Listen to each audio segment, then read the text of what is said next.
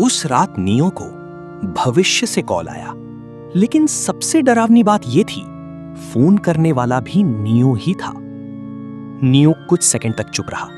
उसने धीरे से कॉल उठाई। दूसरी तरफ भारी सांसें थीं। फिर एक आवाज आई, अगर तुमने अभी घर का दरवाजा खोला तो सब बदल जाएगा। नियो जम गया, क्योंकि उसी वक्त वो दरवाजा खोलने ही वाला था। लेकिन असली बात अभी बाकी थी। नियो एक साधारण लड़का था। छोटा कमरा, पुराना लैपटॉप, अकेली जिंदगी। उसे टेक्नोलॉजी से बेहद लगाव था। कमरे की हवा अचानक भारी लगने लगी।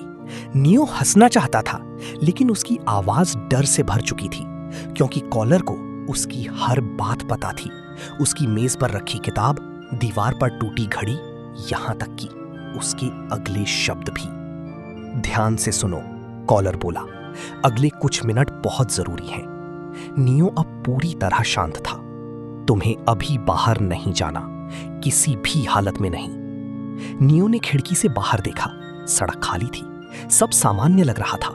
लेकिन तभी सड़क की आखिरी लाइट अचानक बंद हो गई। एक, फिर दूसरी, फिर पूरी गली अंधेरे में डूब गई। किसी को अंदाजा नहीं था आगे क्या होने वाला है।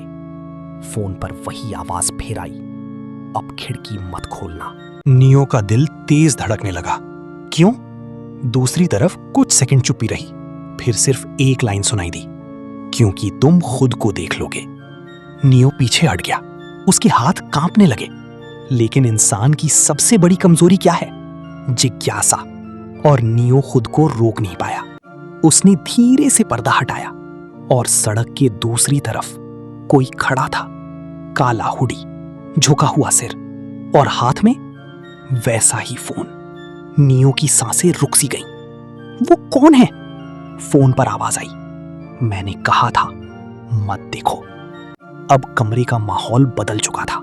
फोन में हल्की आवाजें आने लगी, जैसे सिग्नल टूट रहा हो। फिर अचानक कॉलर जल्दी जल्दी बोलने लगा, समय कम है, तुम्हें सच जानना होगा।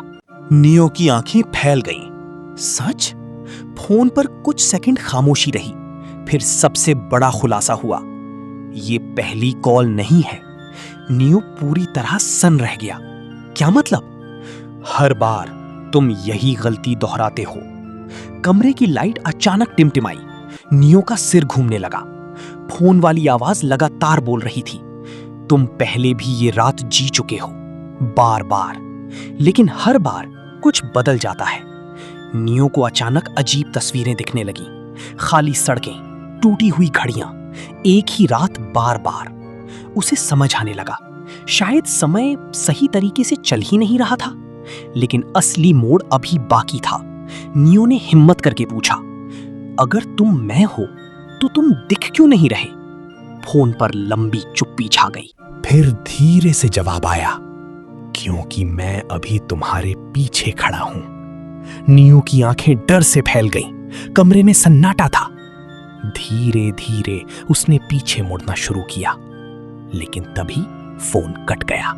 पूरा कमरा शांत हो गया। सिर्फ बारिश की आवाज बची थी। नियो ने कांपते हाथों से फोन देखा। स्क्रीन पर नया मैसेज आया था, अगर सच जानना है तो कल रात यही कॉल फिर उठाना। नियो ने तुरंत समय देखा, लेकिन घड़ी बंद थी। फोन की स्क्रीन भी धीरे धीरे काली होने लगी और आखिरी सेकंड में